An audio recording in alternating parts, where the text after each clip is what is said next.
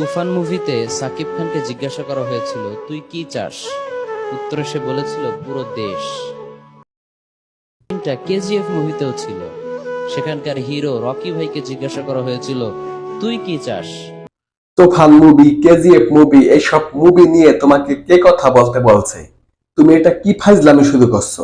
Google থেকে একটা mic download করে বসিয়ে দিয়ে তোমার বাসায় বসে বসে যে তুমি ভিডিও বানাও, এটা কিন্তু সবাই জানে। মানুষ কিন্তু আজকাল এত বলদ না। তোমার সামনে একজন মানুষও নাই, তোমার ক্যামেরাম্যান ছাড়া তোমার সামনে একটা কুত্তাও নাই। তুমি এখন যেটা করতেছো ওইটা চল গেছে গা 2020 সালের আগে।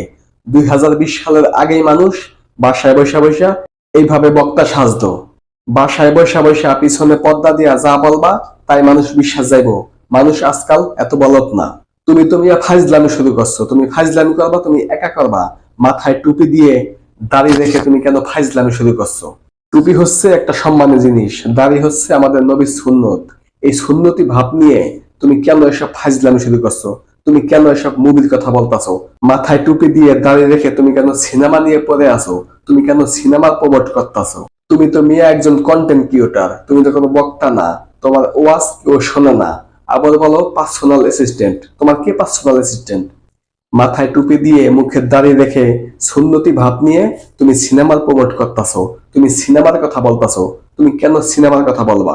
যদি সিনেমার কথা বলতে হয় তাহলে দাঁড়িয়ে রাখতে পারবা না, মাথায় টুপি দিতে পারবা না, সুন্নতি ভাব নিও না, তারপরে তুমি সিনেমার কথা বলো। মিয়া ফাইজলামি করার জায়গা পাও না, তুমি মেসেজ ডেভেলপ করো, এটা ডেভেলপ করো। আজকাল মানুষ এত বলদ না রে ভাই, আজকাল মানুষ এত বলদ না। তুমি বাসায় বৈশা কন্টেন্ট ক্রিয়েটর হইয়া এইভাবে ভিডিও দিবা আর ভাববা যে তুমি অনেক বড় বক্তা, তুমি অনেক বড় মাওলানা, অনেক বড় হাফেজ। এসব মানুষ বিশ্বাস করে না।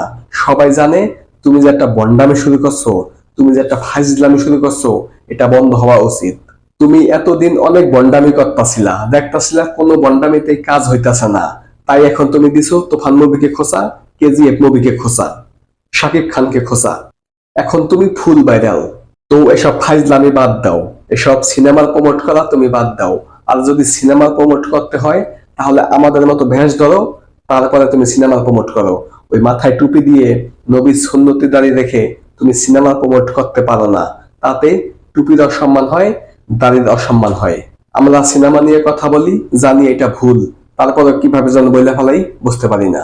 কিন্তু তুমি মিয়া একজন বক্তা সাইজা, একজন বক্তার ভাব নিয়া তুমি উল্টাপাল্টা কথা বলতাছো, সিনেমা প্রমোট করতাছো, দুষ্টু কোকিল গান দেখো, তুমি নুরা ফাতিহিরে চেনো, মিয়া খলিফারে চেনো, সানি লিওনকে চেনো।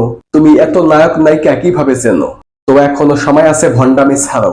ভন্ডামি ছাইরা উল্টাপাল্টা কথা বাদ দাও, নামাজ কালাম পড়ো। আর যদি ভন্ডামি করতে হয় তাহলে মাথা থেকে টুপি এবং দাড়ি কাটো, তারপরে ভন্ডামি করো। আর আমি মনে করি এসব করার কোনো দরকার নাই। তোমার মাথায় টুপি আছে, তোমার মুখে দাড়ি আছে, তুমি নামাজ কালাম পড়ো।